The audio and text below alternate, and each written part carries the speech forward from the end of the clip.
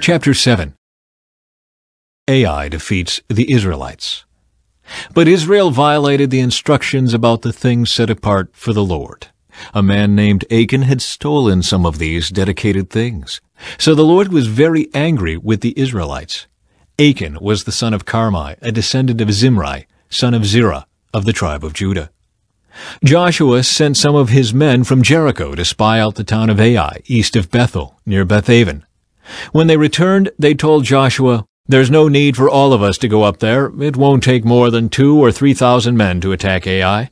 Since there are so few of them, don't make all our people struggle to go up there." So approximately 3,000 warriors were sent, but they were soundly defeated.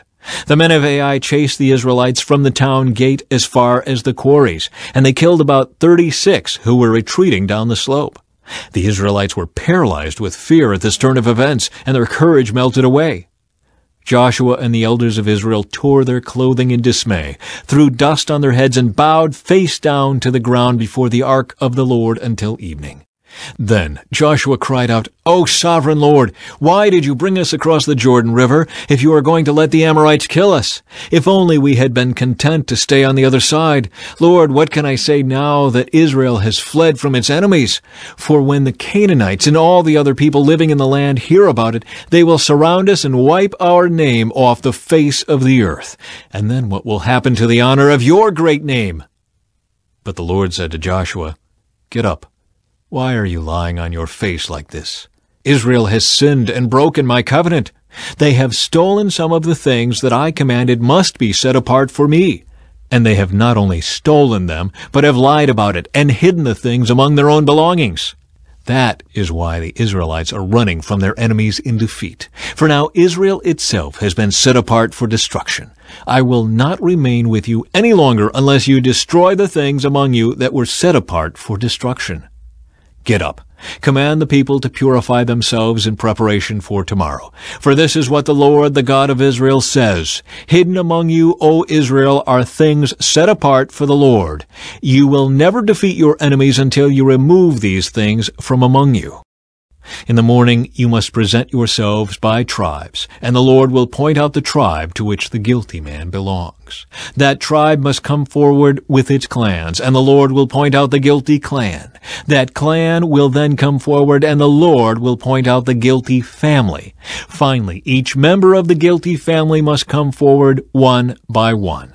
The one who has stolen what was set apart for destruction will himself be burned with fire, along with everything he has, for he has broken the covenant of the Lord and has done a horrible thing in Israel. Achan's sin. Early the next morning Joshua brought the tribes of Israel before the Lord, and the tribe of Judah was singled out. Then the clans of Judah came forward, and the clan of Zerah was singled out. Then the families of Zerah came forward, and the family of Zimri was singled out. Every member of Zimri's family was brought forward person by person, and Achan was singled out. Then Joshua said to Achan, "My son, give glory to the Lord, the God of Israel, by telling the truth. Make your confession and tell me what you have done. Don't hide it from me." Achan replied, "It is true. I have sinned against the Lord, the God of Israel. Among the plunder I saw a beautiful robe from Babylon, 200 silver coins, and a bar of gold weighing more than a pound. I wanted them so much that I took them. They are hidden in the ground beneath my tent, with the silver buried deeper than the rest." So Joshua sent some men to make a search. They ran to the tent and found the stolen goods hidden there, just as Achan had said, with the silver buried beneath the rest.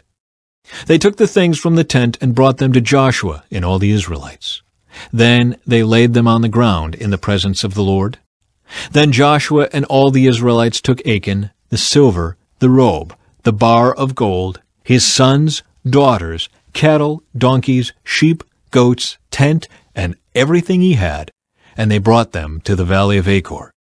Then Joshua said to Achan, "Why have you brought trouble on us? The Lord will now bring trouble on you." And all the Israelites stoned Achan and his family and burned their bodies.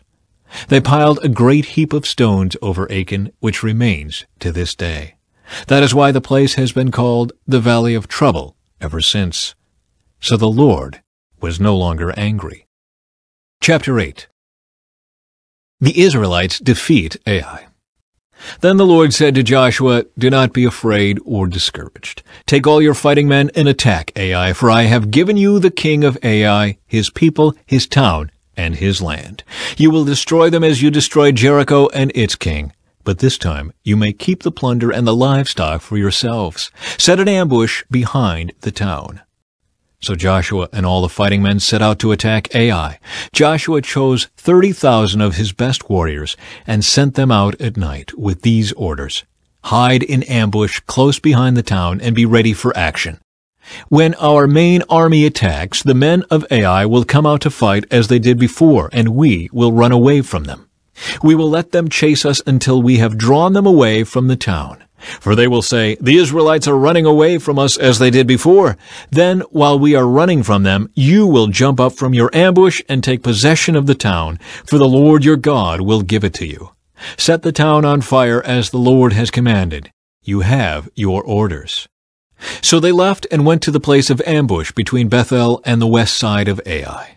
But Joshua remained among the people in the camp that night. Early the next morning, Joshua roused his men and started toward Ai, accompanied by the elders of Israel. All the fighting men who were with Joshua marched in front of the town and camped on the north side of Ai, with a valley between them and the town. That night Joshua sent 5,000 men to lie in ambush between Bethel and Ai, on the west side of the town. So they stationed the main army north of the town and the ambush west of the town. Joshua himself spent that night in the valley. When the king of Ai saw the Israelites across the valley, he and all his army hurried out early in the morning and attacked the Israelites at a place overlooking the Jordan Valley. But he didn't realize there was an ambush behind the town. Joshua and the Israelite army fled toward the wilderness as though they were badly beaten. Then all the men in the town were called out to chase after them. In this way they were lured away from the town. There was not a man left in Ai or Bethel who did not chase after the Israelites, and the town was left wide open. Then the Lord said to Joshua, "Point the spear in your hand toward Ai, for I will hand the town over to you." Joshua did as he was commanded.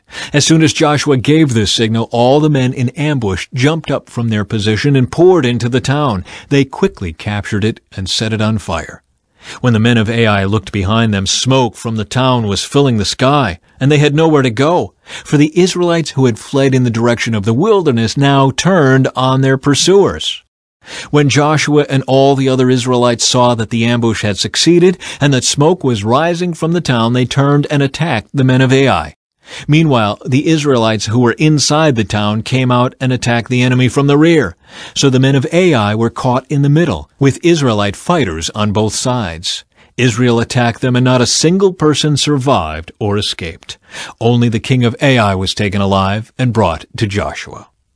When the Israelite army finished chasing and killing all the men of Ai in the open fields, they went back and finished off everyone inside. So the entire population of Ai, including men and women, was wiped out that day, 12,000 in all. For Joshua kept holding out his spear until everyone who had lived in Ai was completely destroyed. Only the livestock and the treasures of the town were not destroyed, for the Israelites kept these as plunder for themselves, as the Lord had commanded Joshua. So Joshua burned the town of Ai, and it became a permanent mound of ruins, desolate to this very day. Joshua impaled the king of Ai on a sharpened pole and left him there until evening. At sunset the Israelites took down the body as Joshua commanded and threw it in front of the town gate.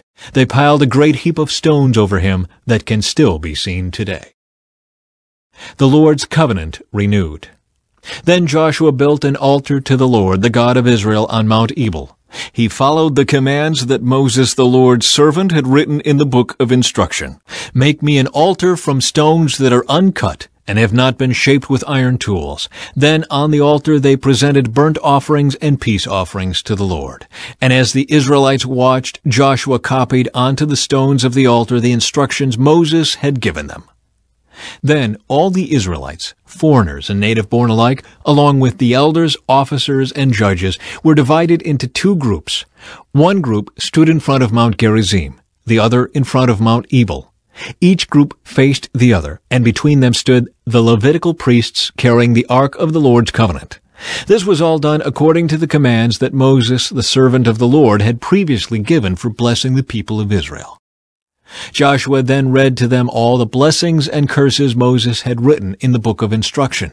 Every word of every command that Moses had ever given was read to the entire assembly of Israel, including the women and children and the foreigners who lived among them.